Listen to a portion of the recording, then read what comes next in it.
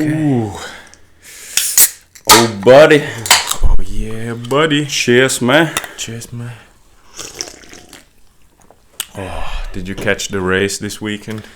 Yeah, I watched it last night. It was, as you know, it was a quite late race because it was in Mexico. Mexico.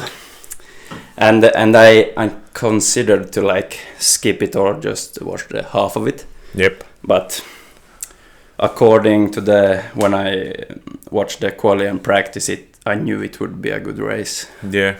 Especially when both Valtteri and Ricardo had a good pace all weekend, and I really want to see the race. So yeah, I caught it, and as you know, I'm a Perez fan, and I was like, this is his last chance to prove himself. Yeah. And he did not. Yeah. Really sad for Checo, but to be honest, that was on himself because that was quite the rookie mistake. Didn't know if he just didn't see Charles right there, or no, I think he knew Charles was there, but he might not have known about Verstappen. Yeah, maybe he didn't know it was like 3 wide. Yeah, could have been, but. Either way, it was a very aggressive turn-in from him. Yeah, still, and I think he didn't realize maybe how late Charles as well would brake, as he explained as well in a post-interview of the race. Yeah. But again, I feel like that's something you have to estimate, but it's a risk he took, and he paid the price, but sad really, because I think that will be the downfall for him, because if he wasn't depressed earlier, he sure will be now, because he really saw it. And I understand, because he's had the pressure all season, really. Well, not in the beginning, because he really excelled in the beginning of the season, I think it was good in the beginning of the season. Yeah, but he really have had some great and enormous pressure the rest of the season. Yeah. So he definitely fell off. Yeah, but I believe as well it's really hard to get back on it when you're deep in that rabbit hole. Yeah. Kind of like you're so desperate to get back that you're gonna make mistakes like that. Yeah. Because you want to prove yourself that you're capable. You want to do it. You want to win. Yeah. And they're all hotheads, winners. Oh yeah. In Formula 1, pretty sure. And it's no easy task either to be like Max Verstappen's teammate that doesn't bring like less pressure to you. That man just seems to be impeccable. Yeah. How is it? How do you think the season has been? Are you within the club of like, do you watch less because Max is so dominant? Because I know a lot of people is like that. It has been really boring. Yeah.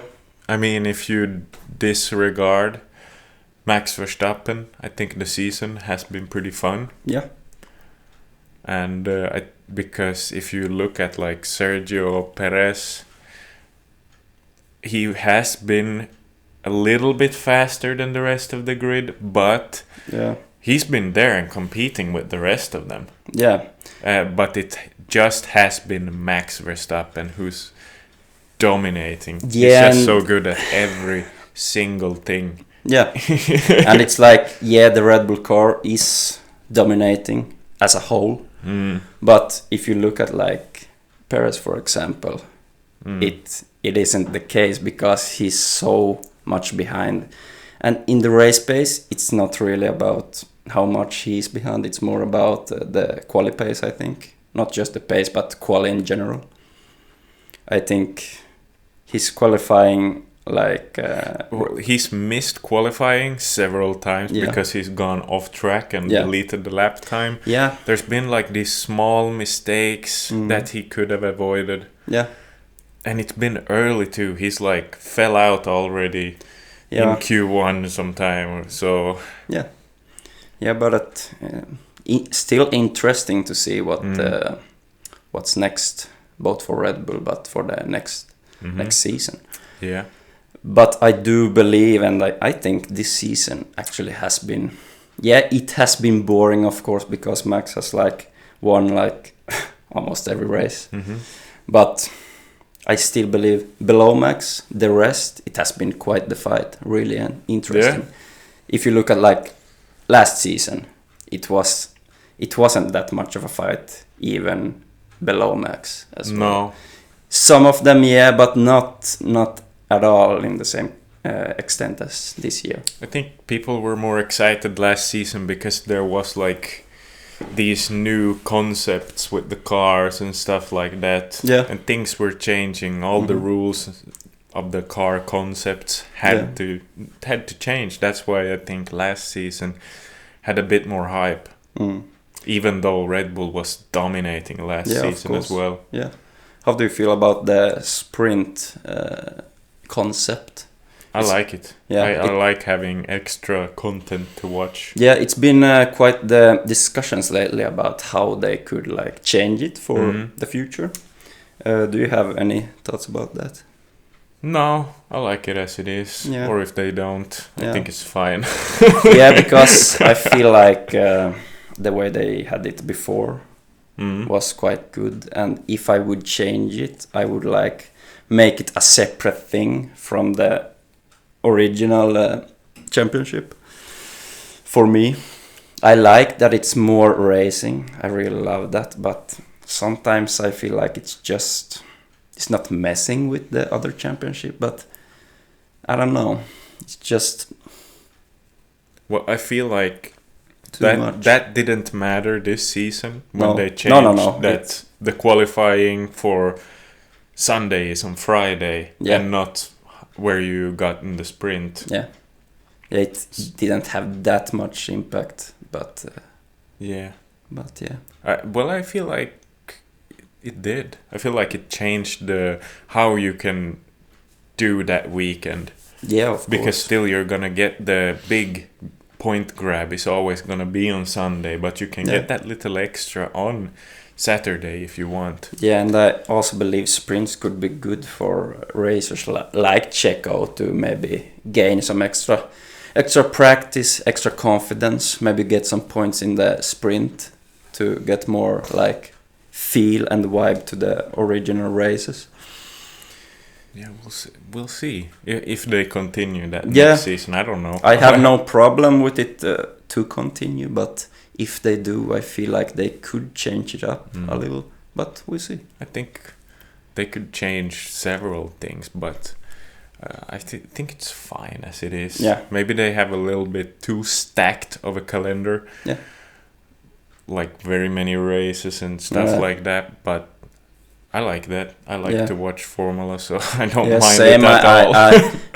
I don't want less races because I want to like watch Formula as often as possible because it's a great sport, I think. It's a fantastic sport. Sad though that it's like a super rich man sport. Unfortunately. That's like one of the things that we'll never be able to do. Have you tried karting? I have not tried karting. Did you? Me and my girlfriend tried it this summer actually. We went here in Vasa. There's actually a place that I didn't even know about. But when we went, it was like raining really hard, but it still went. It was quite fun. And then we went to a bigger place in Seinäjoki, where we did like more duration at the karting place, and it was awesome. It was really great. I really want to go because that's the closest you will get to Formula. Pretty much. No, well, I think in this age, because if you want to tap into the Formula community, you need to do it at a really early age and be super rich. Or either be like super gifted and talented in racing or be rich, or you could just be like Lance Stroll and just be rich. Yep. But Formula, it's quite like a hobby. But do you have any other hobbies like Do you have anything you're watching except Formula? Or do you have any games? Yeah, I do game a little bit here and there. Right now, it's mostly, I think, primarily League of Legends. Yeah. It has always been there. Yeah. It's always gonna be there. Mm-hmm. I might not always enjoy it, but I don't blame you. I think League has been a staple. It's been something that has followed my life. Yeah, and I think that will be like the most popular and like biggest games I played as well. I haven't played in a long time now, but I don't feel I have to either because I got a lot besides work and like the gym and stuff. So I don't feel the same urge to play games like I used to.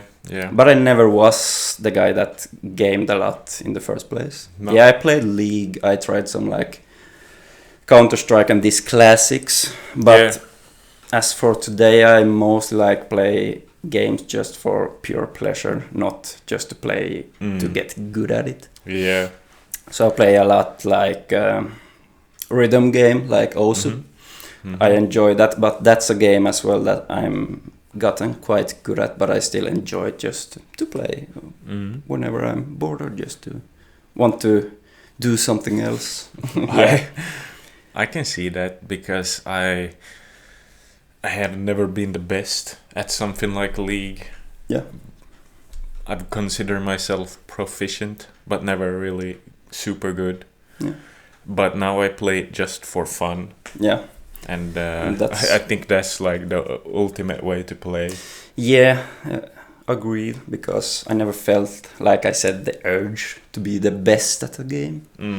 Just to enjoy it, to play it with some friends, or just as a tool to relax and focus on something else and things like that. Yeah. And I mean, I do play other games.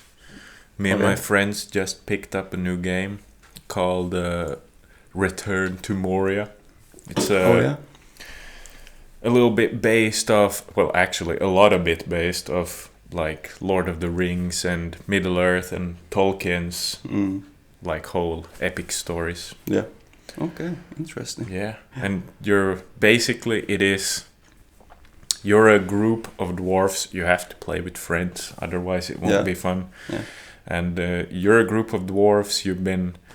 You found yourself in the Moria, and you have to work your way through it. Okay. And it's like a survival game. Yeah. So yeah. Okay, interesting. I haven't really played a lot of games like that. I mean, back in the day, I played like those like more classic and older games like RuneScape and things like that. But it's not that long ago since I played RuneScape, actually. Oh, really? Yeah, and I paid for the membership and everything. Oh, yeah? Yeah, played a lot of RuneScape. But RuneScape is really fun. Yeah, it's relaxing and fun, I think. Games like that where you could really like grind without the like stress to like get to a certain point and achieve a certain goal in the game. I like that, and I feel like that's the same thing with training. Yeah. For me, at least, I mean, I enjoy the process of it without rushing the results. And as I compared it, I compared it earlier. Like training should be like playing a video game. You should like enjoy the process instead of like fixating on the goal itself. Yes, you should have a goal, but it will take time because both in training and in the games, depending on the game itself, but it have to take time. Yeah. And I really enjoyed that. Yeah. Definitely agree. Yeah. So when you said, have you watched like any good shows or anything like that? I haven't watched any I have watched shows, but I don't know if they were super good. Okay, do you tell? Well, I watched with my girlfriend Love is Blind. Okay. There's like these dating reality TV shows. Yeah, I was gonna ask, was it like reality? Yeah. Yeah. I have heard of it, but I haven't seen it. I think they're fun to watch, and we watched also the Ultimatum. It's where a couple comes in to the or like several couples come into one group. Yeah. And they faced their partner with a choice, or one of them has that like, you marry me now or we leave. Okay. Or not leave, but we split up. Yeah. And in the show, they get sorted with the other people. They like couples like split up for like 4 weeks or 3 weeks, I don't remember. Okay. To see what it would be like to be married to like this random person. Okay. And then they have another 3 weeks where they are with their original partner. And after that, they have to make a decision. Do we marry? Oh shit. Yeah. I mean, shows like that. It can be like really dramatic. Yeah. And lots of drama and funny. But I mean, at first I was like, this isn't my piece of cake, but it might be. But now it's your piece of cake. Hell yeah. And I feel like reality shows like that, it's the ideas feels quite silly and maybe even sometimes stupid to watch. Yeah. But well, it is a really stupid idea. But to be fair, it's really enjoyable to watch. Yeah. And I believe you should watch things that's entertaining and enjoyable, even if it's like stupid things like that. I think that's part of the human experience, that we're going to be interested in the relationship between other people. Yeah. That's like really tickles the brain of humans somehow. And I feel like that's the whole concept of entertainment in the first place. Yeah. That it should be entertaining. Yeah. Because I have like friends that could like analyze TV shows and criticize them because they're not realistic. Yeah. And I'm like, they're not supposed to be realistic. They're supposed to be entertaining. So it's like that's the whole purpose of a show in the first place, or a movie, or whatever piece of media you refer to. Yeah.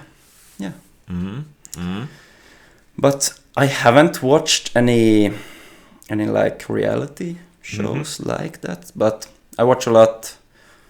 When we talk about movies, maybe supernatural, superhero movies, things like that. Yeah. But I don't watch as much as I used to. Yeah. As you know, I'm a quite big Marvel fan. But I haven't really like watched so much Marvel, specifically in the latest run of era. Yeah. Because it has fallen off, if you ask me, like since Endgame. Won't spoil it, but since Endgame it like really fell off for me. Yeah, same. It was like, I was never a big fan though, but I always watched it anyway. So. Yeah, and I can say that one movie that I really enjoyed after or during this new era is like the latest Guardians of the Galaxy. Yeah, that was really good, and I believe for my taste it was the best Guardians movie as well. Yeah, really enjoyed it, and I believe it's the last film as well. Yeah. So, oh, okay. I haven't seen it. I actually highly recommend that one. Okay. But might watch it then. Except that one, not so pleased with the Marvels. But and when we go into like TV shows, right now I watch Suits. It's a show about like lawyers. I have watched it in the past, but I really enjoy it, so I started to rewatch it. And otherwise I watch like sometimes, like I said last time, anime. If I find a good one, a hidden gem, if you will. But yeah, otherwise I don't watch that much. Yeah. Some documentaries here and there, but not that much. What about social media? How much do you consume social media? And like, what do you consume in social media? And do you have any like fitness influencers you follow in that case? When it comes to social media, I often use things like Instagram, Snapchat, but not for like content creating. Yeah. Of course, we use Instagram, but that's just like for our creations. Yeah. But when it comes to like following others and like learning and looking at other content creators, I mostly watch. I watch a lot of YouTube. And on YouTube, I watch mostly Jeff Nippard. Yep. I would say back in the day, I would watch a lot more of different like creators, like Omar Isuf and. Oh hell yeah! And he's making a comeback on YouTube. He was like dead for years. Yeah, and I still watch him because, as you said, he's like back in the groove now, and I watch some podcast as well with him. But Jeff Nippard would be the like main one I follow right now because I have followed him for quite some while, and I enjoy it because Jeff is really educational. It's really entertaining to watch his videos, and it's like he backs it up with both facts and science, real science, which I really crave if I would listen to like creator, especially when it comes to the fitness community. I think if you're getting into fitness and there's one guy you have to watch, it's Jeff. Yeah. Because he makes like interesting, funny and educational videos all in one. Yeah. And he's got like really good equipment and he puts it all together in a quite eloquent way. Yeah, exactly. It's really, really fun to watch and really educational. I mean, even if it is a topic I feel I'm well versed in, I've researched it myself, I still watch the video because I know it's gonna be good. Yeah. I watch other people than Jeff too. Yeah. Like I watch Omar, I watch Eric Bugenhagen. He's definitely one of my favorite fitness influencers right now. I think back in the day, I would watch like the Hodge twins. Oh yeah, that was Chris Guzman, Chris Jones. Hell and before it was like just Chris, I would watch POG, Physiques of Greatness. Hell yeah. With Vince G. Yeah, but it was so different back then. Yeah. Like when it comes to like creating content like that, and because both like Chris Jones and Hodge twins and guys like this, they had so like both funny. Yeah. It was not as much like educational maybe. No, but content, they still tried to teach people, but they not in the same way. Not in the same way. But that was fine because it was really fun to watch. Yeah. Yeah. And I mean, most of the advice they gave still stands today. Solid stuff. Oh yeah. Bros had it figured out somewhat. Yeah. And another one that I actually thought of right now is I don't know if you have heard of Ivan Jurich. Actually, I haven't. This is like, I would call him quite underground like content creator. He's one of my inspirations why I started A-Stocks, because he also has this like concept when he films like the whole workout without edits and just talks over it about anything. Could be life, could be about training, anything really. And it was after I discovered him I really wanted to like adapt this to my own thing. And he's also quite known for this like squat guy. He only likes squats. He squats high reps. It's where I got. This isn't the guy that did squats every day, right? For like 1,000 days or something like that. I think it's him you're thinking of. Oh, well, I have watched him. I do know him. I watched but him. I just didn't know his name. Okay. Okay. He often wears like a basket jersey or something like that. And he's like really into this like squatting style of similar to like the Olympic lifters. Exactly. And it was after him I really like fell in love with the high bar squat and actually saw how much and how good it was of an exercise. It is. Yeah. But it's hard. It's really hard, but that's the beauty of it. Yeah. Yeah.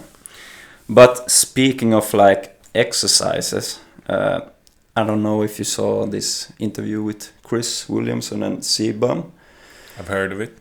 Where they go through like if you could pick like 10 exercises throughout your whole life and like both for muscle growth and strength, like the most beneficial routine, if you will. What 10 exercises would you And pick? these are like 10 exercises, and these are the only ones I'm allowed to do for the rest of my life. Now, when it comes to doing exercise, are these exercises as in general exercises or just exercises in the gym? I would say both. Both? Be creative. Because I would say in like everything, whether it's in the gym or outside the gym or just regular movement. Yeah. Do you have any thoughts on this, or? I do. Things are blooming in my mind right now. I think I can put together quite a good list of stuff that I would like to do for the rest of my life, that I probably will do in some form for the rest of my life. Yeah. But do you want me to begin? Yeah, you can. I got a picture in my head. Yeah. Well, first of all, I would, of course, start off with the legs, and I would mostly like choose immediately the barbell back squat, the king of exercises. Yeah. Some people agree with me, some people don't, but I really feel that's the exercise that I would choose over any other if I really had to choose, because it's so much more than a leg movement, a leg exercise. It's really good for like using your stabilization muscles, using your core, and it's really technical if you really want to get into the details, which I really love, because I really love these things that demands time and effort to really master. Yeah. So I really love that, because I see the squat as a like full body exercise, really. Yeah. It's a really dominant exercise, both for strength and hypertrophy. But I use it mostly for strength, but recently as well more for like endurance and training things like core activation, things like I'm really weak at. Yeah. So that's like the number one for the legs. That's more. Then if you go further on to the upper body, we could take chest. I would choose the barbell incline press, but I will choose the dumbbell incline chest press. Because especially for me, I feel like, again, it's the stabilizing factor here. It would do so much more for me, especially when you use like more free weights. And it would also practice the like unilateral like aspect within a lift, which is really important if you ask me, because you will really, if you perform a dumbbell incline or any dumbbell exercise, really, you will early on see what your weaknesses are. Oh shit, I could do 3 less reps on this side. Or you maybe will notice that maybe your left side is lacking wobbly or lacking more than the right one. Then maybe you need to focus on that.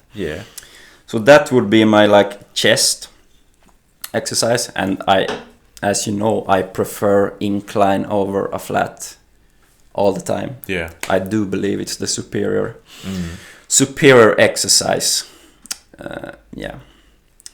Then if we move on to the shoulders, I would pick the overhead press.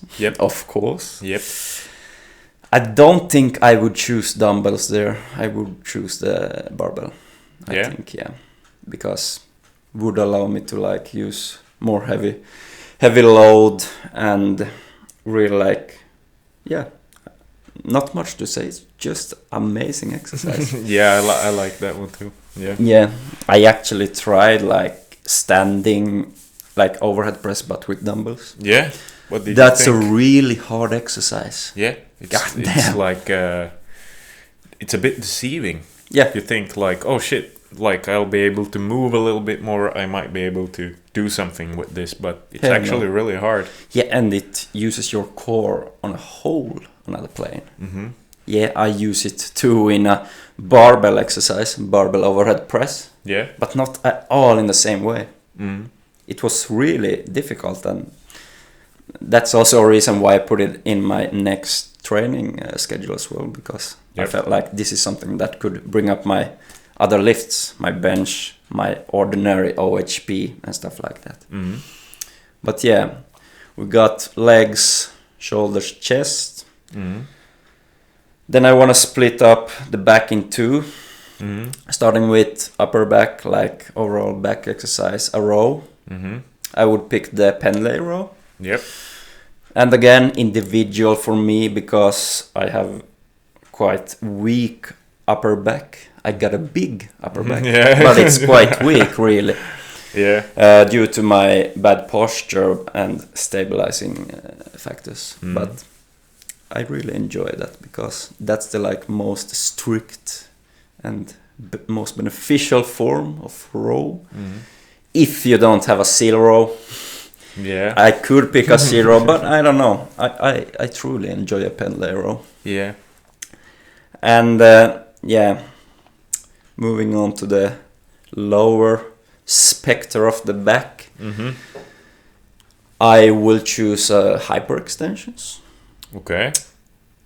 Because that's one exercise that has really exploded, or like saved my squat, or in general my lower back strength. Yeah. And also my core, and core and glutes, but especially lower back, because that was something that was like lagging a lot in my squat. Okay. Because I always could squat the weight, but immediately when I put it on the shelf, it was like, oh shit, this is heavy. Both due to my like posture, making it more stressful on the back, but also because my both core and lower back was really weak at the time, so it was like heavy before the exercise even begun. Yeah.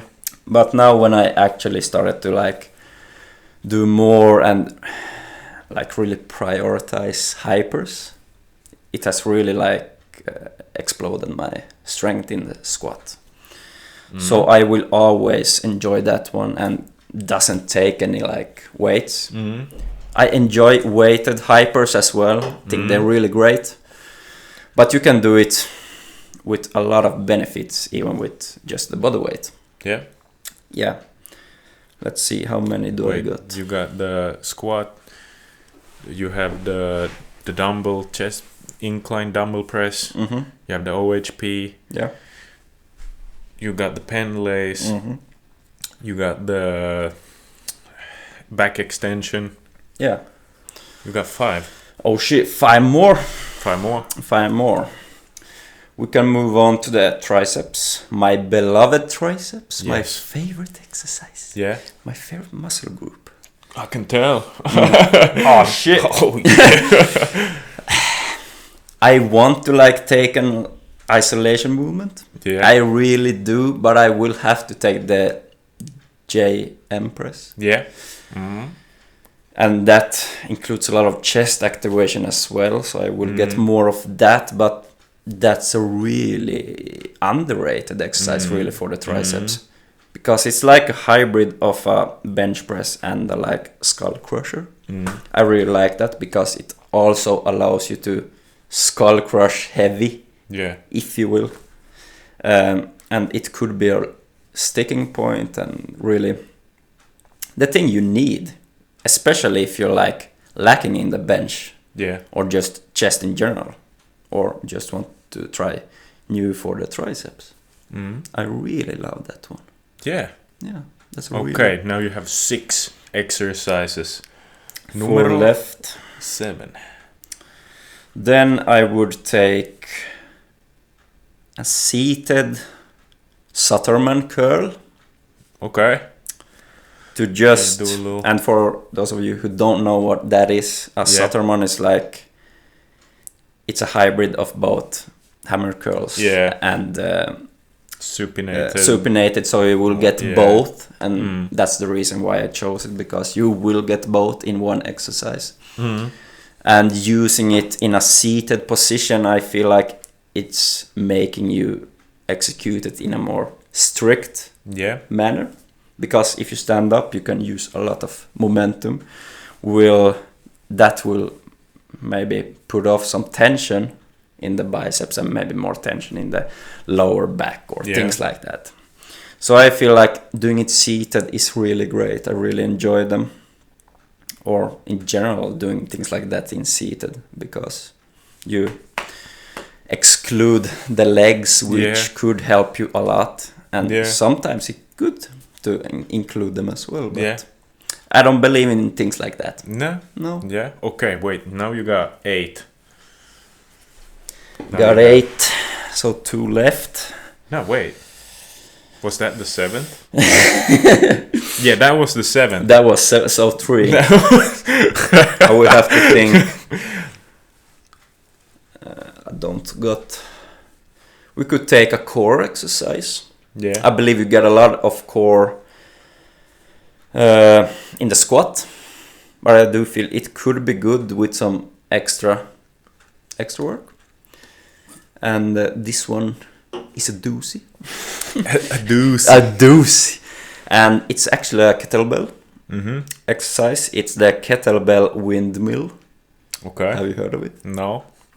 It's like you're having a kettlebell above your head while you're bent sideways. And then you're like going down and up using your obliques and overall abdominals. That's so good. So heavy though, but it's a really good exercise. I've done like when you hold on one side but down. Yeah. It's a little bit similar, but there's a different element of stabilization. I see. Yeah. And it puts in the like overhead.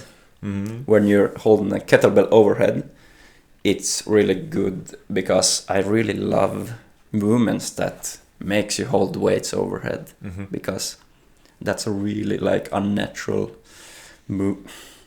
position to be in. And I want to explore those positions. Same with the overhead press. Okay, now you actually have 8. Oh shit. Then I will take the calf raises. Calf raises in the Smith machine. In the Smith machine, okay. Yeah, because a lot more supporting factors on the stabilizing muscles. It puts them off, but I feel like I move way more weight. Yep.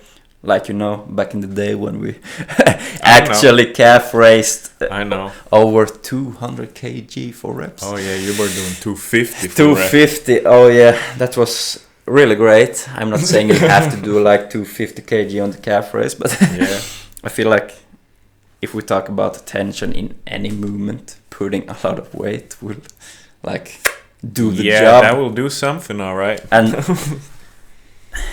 that's why I want the Smith machine as well, because you can't do that in the No. Yeah, I would say I would want a calf raise, because that's like the true pinnacle of the complete build. Yeah. The calves that no one will ever achieve. But you have to work for it. God damn. Calves. Okay, last one. Feels like I'm forgetting something. It's number 10. Make it count. To the rest of your life. I would pick a deficit Romanian deadlift. Okay. For the hammies. You will maybe get some, depending on which squat you choose, but I would choose the high bar, so yeah. But I feel... Okay. And if I say I want to choose the squat as one of my exercises, can I then go and do both low bar and high bar within that exercise? you can. If I just would specify it. You can do both because they're both squat. You know, so and that's up to you. Do heel elevated squats and like flat. Bottom that's within the same. I would say you don't have to like specify them within different ones, but yeah, that's my list. I believe that's as good as I could get it. I get every muscle group. I get to use core, stabilization movements, things like that. Yeah, the whole body. Yeah, both for strength and hypertrophy. That's a good list. Yeah. How about you? How about me? Yeah. Well, let me tell you something. I'm gonna start the same way with the legs, and I think I also would pick the squat just because of the versatility that it has, and the different variations you can do of the squat, and what it brings to the table. It's which variation do you prefer? I think just straight up my normal stance, regular like shoulder width, flat bottom. Yeah. Like just a regular squat. That's my absolute favorite. Right now I'm practicing heel elevated squats, trying to get better at those. I don't know, they're really hard. I feel super weak in them compared to the regular ones. Yeah. And high bar, of course. Yeah, of course. Of course. But the only one. No. I see the squat being a movement where I could swap to low bar, wider stance. I could really hit the adductors, more glutes. Or I could do high bar, heel elevated, really hit the quads, get the teardrops, deep squats. That's BFR squats. BFR squats? No. There's gonna be no BFR on my list, sorry. I'm disappointed. Yeah, that's one. Choose the squat as number one. Yeah. Number two, you chose a chest exercise. I'm gonna do the same. I'm gonna take the bench press just because I like the bench press. I like doing it. Barbell. Barbell. Yeah. Obviously, it's probably better to pick like a dumbbell, but I'm gonna pick the barbell just because it has always been there for me. It's always gonna be there for me. And and I can do it in so many different ways. I can do a wide grip and really load it up, heavy weight.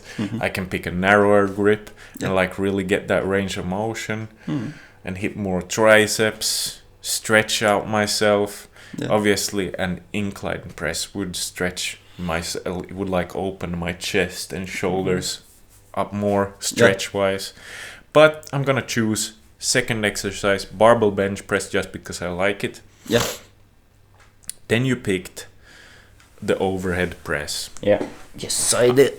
I'm not going to pick the overhead press. I'm going to pick the behind the neck press. Ooh. Because that one, it like opens my shoulders up. I think it like, a lot of people hate on it and say like, oh, shoulder destruction, joints, ligaments snapping. Yeah, but I feel like those are the same people that's asking, why do I feel only my biceps when I'm doing lat pull down? Yeah. Because they're not...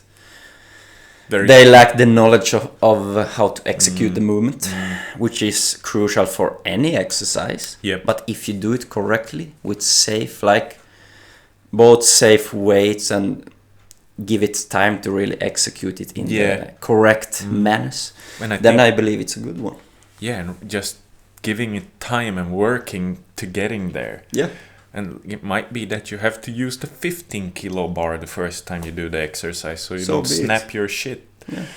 But I would implement, well, I have it implemented. I haven't had it now for a few months, and I can feel like it's getting a bit tight, you know? Yeah. So I'm gonna put it back in. Yeah, that's good. but that would also be my third exercise. Now, What's after number that, 4? you picked the back exercise. Yeah. And my absolute favorite is the lat pull down. Mm-hmm. But I feel like I can get the same thing from a pull up. Yeah. And the pull up maybe even has a little bit more versatility. Like it gives you some kinetic awareness. It like you learn how to position your body in air a little bit better. And I feel like the pull-up could provide more for things like grip as well. Yeah, probably, maybe. And like, would it count if I like at the bottom of the pull-up just hanged? That would be a dead hang, which is an exercise. I would include it within the pull-up. Yeah, I'd say so. Yeah. And you can do a lot of stuff just hanging off a bar. Yeah. Like Return to Monkey, you know. It was us since day one. We were meant to hang. Yep. Yep. But I believe I said it as a joke, but I think it's really true if you go back in time. Mm-hmm. Why it's like if you hang on a bar or stand like this within a door frame, it's a really comfortable position for and I the feel human. like if I hang every day, do dead hangs, my shoulders feel amazing. I feel stretched out. Same. And if I don't do it for a few days or even a week or weeks, I can feel how I'm like crunching. Yeah. And I'm squeezed and tense. Yes. So I think it's so beneficial to hang. It's really good. Yeah, I totally agree. So I'm gonna do pull-ups as numero 4. What's the 5th? The 5th one, you had back extensions. Yes, sir. I think I'm gonna just straight up put in a deadlift instead. Yeah. Because then I can get like the hams, the glutes, the spinal erectors. Yeah. Really good exercise. I think there's too much bang for your buck to not put it in my case, I think. Yeah. I think I'll have to put it in. And I feel like you can do it like a little bit different. You can sort of activate your lats almost on it as well if you lock it in. You could use like different grips. Yeah, you can use different grips. Haven't done them now in quite some while, but I used some snatch grip deadlifts, which were absolutely brutal because that's really taxing both for grip, but also for like both upper back and lats. Yeah, but it's a really good exercise if you wanna like spice things up or do something different to like maybe bring up your ordinary deadlift. Yeah, that's a good one. Now I have 5. Yeah. Moving on to number 6, I would pick just straight up plain barbell curls, barbell bicep curls. Straight bar, easy bar. Yeah, straight bar. I like the straight bar better. Right now I'm doing the easy bar, and I think it's fine. Feels pretty good, but I just have a great love for the straight bar. The bicep curl. So I would pick that one. Yeah. And I feel like my grip would still get worked through the pull-ups and the deadlifts and all the other stuff. Yeah. And I mean, it does still work your hands and forearms, grips and wrist and all that to load up a regular bicep curl as well. Yeah, that's a really good one. And you can do different grip widths. Like last year I was doing like a really wide grip on the straight barbells, and that felt amazing. It like takes all the pressure for me of the wrists, and I could really feel it in the biceps. Very good. Yeah. With the easy bar, I get more like the brachii working. Yeah. But I'm not gonna complain. Muscle is muscle. I want it all. Hell yeah. So that's number 6. Yeah. Next, I would pick a triceps exercise for sure. And this is a new one that I've not really done that much in the past until I started training with my dad. Okay. And he showed me this exercise. It's where you put you put the cable stack like around like middle height. Yeah. Then you take like a bar that can roll, and you like lean forward and press like that. Oh. And you like really lean into it. Yeah. And you press from over your head. Okay. And I like that one. You can really load up the weights and see progress in that one. It's been a good exercise. Really good. I think I've added a little slabs of some stuff on my triceps because of that one. Yeah. That's good, man. Yeah, I like that exercise. Yeah. Nice. I think it's it's not very versatile. It's a simple plain movement, but I like it, and I think I would choose that one for triceps for sure. Nice. And that was number 7, I believe. What's your next move, Hugh? I have a lot of exercises left, I feel. Yeah, I felt the same after 5. I was like I still got some stuff. Yeah. I'm done. I don't need anything more. Do you feel like you want some for the core or? Well, I think my favorite core exercise is the hanging leg raise. Yeah. I can see that. Always liked that one. Seabaum said the same. Oh, he did? Yeah. Oh, okay. Yeah, that's my favorite core exercise. I would say that I'm experimenting with other core exercises right now, but hanging leg raise would be my number 8. At number 9, do I want to put in a row? I think maybe I'd still put in just a standard barbell row. More upright or? No, not parallel, but almost. I like to get down there when I do my rows. So a little higher than a Penley? Yeah, a little slightly higher, but not Dorian Yates No. high. No, because Penley is like really parallel with parallel. Yeah. So maybe a little above. A little bit above. That's pretty good. Standard barbell row. Yeah. I think I could get a lot of thickness and get voluptuous in the traps and the mid back and it works a lot of stuff. Yeah, I feel like, especially for me, the rows were a forgotten one. I haven't really done rows at all. I mean, like I said, I worked a lot on my back, but in the hypertrophy. Yeah. But my back has really been quite weak. Yeah. Because I noticed now when I actually started doing rows, I can do like 60, 70 kg with like 5 to 8 reps, but I should be able to at least do 100. Yeah. If you think about the fact that I deadlift between 220 to 40 kg. Yeah. So that's something I really have incorporated to my blocks. It has been really good. Yeah. Yeah. Now I have one exercise left. The last one.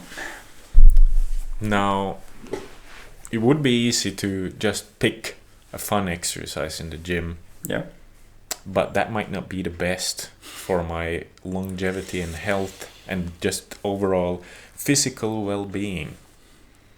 I think I would pick the rowing machine. Oh. Because that's my favorite form of cardio. I wouldn't pick running. No. I would pick the rowing machine. Yeah. I like that one. You move your whole body doing the machine. Oh yeah. And it's I feel like I'm proficient and good at it. So that's why I would pick it as well. And that's why I've done it. That's you really using your whole body for that one. It's like if you bike or run, you're using a lot too, but a lot comes from the legs. Yeah. If you're rowing, you're using a lot of especially upper back department as well, or just the whole body. And it's really difficult. It's really taxing, but I think that's great. Yeah. You might have noticed that I didn't pick a calf exercise. Yeah, I was thinking about and the reason being, there's no hope for me either way. I think even they're gonna get bigger, they're gonna get stronger, they're gonna get more defined, they're gonna get more bulbous. But I'm never gonna have the chongus big guy calves. No. I will just have to accept my fate. You really have to be fat for that one. Yeah. I think even if I were to get fat, I wouldn't get big calves. No. Sadly. Sadly enough. Yeah, because a lot of people don't realize this, but you get a lot of calf work from the squats. You don't develop them like specifically, like if you're doing a calf race, but you're using a lot of calves. Yeah. When you're squatting. They're important for stability. Yeah, especially when you're like coming out from the hole. It's a really crucial muscle to use. Can you feel your calves in the deadlift? Not so much. Have you felt them in any hip hinge movement? Not that I would like feel, oh shit, I feel that a lot in my calves. No. I've definitely like felt that they're there, that something is going on in them during hip hinging. Like especially in the like crossing over part on like the behind the knee, the gastrocs. But that could. So I think they'll get a little bit of work, but and I don't know why though, but I feel like that could be. It all depends what your weaknesses are. Yeah. If you're having troubles with locking out or things like that, but. And even with the bench press, I've started to like feel more in my calves there and more in my quads because I actually like finally started to like think about leg drive properly. Yeah. I'd done it before, but not properly really because it's really hard. Yep.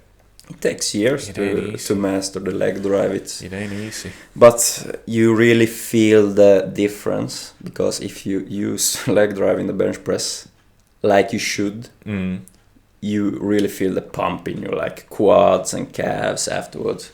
Oh yeah. And it's a really good method and tool to have to really get those extra pounds. Yeah. It helps. Definitely helps. Yeah. I think there's utility in not using them as well. Yeah. Yeah. You know? Yeah. Benching without like the leg drive. Larsen. Yeah, doing some Larsen press. Those are great. Yeah. Well, speaking of exercises, should we do the underrated, overrated? Yeah, we could. I think today is underrated. Yeah. You have one in store? Actually, I want to think about it for a Damn, I need to think too. Oh no! Oh shit! Okay, wait. Underrated. There's so many. I can't think of any. I like. They're all overrated. I mean, maybe underrated. Underrated. Let's think. On the top of my head, I feel a reverse fly of any sort. Yeah. Again, don't know how underrated it really is, but I feel like it's an exercise that's praised, but I don't see anybody doing it. Exactly. It's like it should be a common exercise, but it really isn't. Yeah.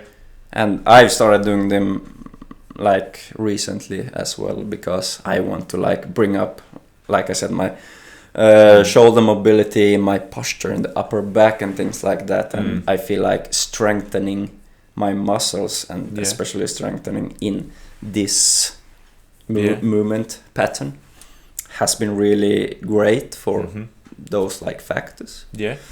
And I've been like doing mobility work for the shoulders, but adding things like rows, reverse flies, even heavier face pulls, or things like that has been really essential for that because my shoulder health is really good right now. It's a huge difference. Yeah. Especially when it comes to like pressing overhead. Before it would be like this. It's like real tight in the traps. But now it's like I feel some tightness, but it's like it has really opened up a lot. And it will help almost every lift. Yeah. I can see that. Yeah. Now, I'm gonna say the hammer curl.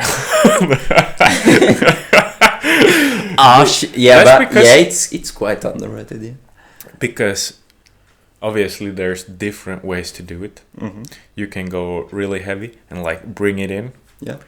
And I think that's great because if you try to like really not let the dumbbell slide down so you're like holding on like that, but if you like really try to hold on to it, you're gonna train your grip a lot. Your grip is something you use in everyday life. Yeah, it's really all day.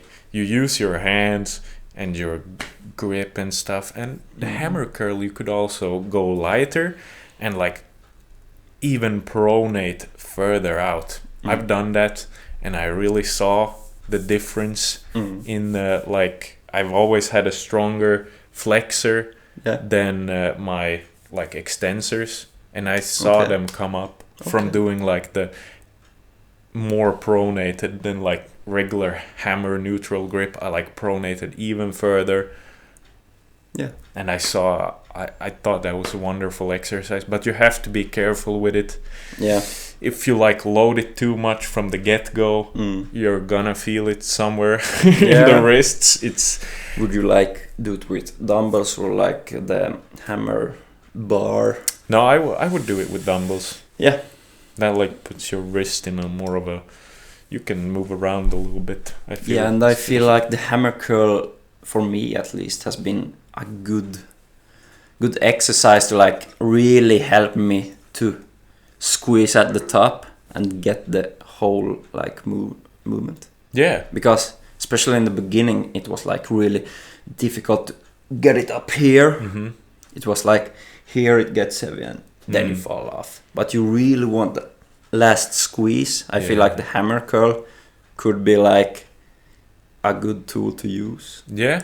To like get to that point. I think a lot of people like, oh yeah, hammer curl's just forearm exercise, but I really feel it in my biceps too.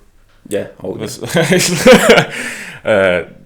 Especially you can like control the one where I'm like pronating more, then I can like really feel it more like in the bracha and the extensors. But if you're doing like a heavy hammer curl, you're definitely gonna feel your biceps a lot, and maybe even bicep you haven't really felt in your regular curls.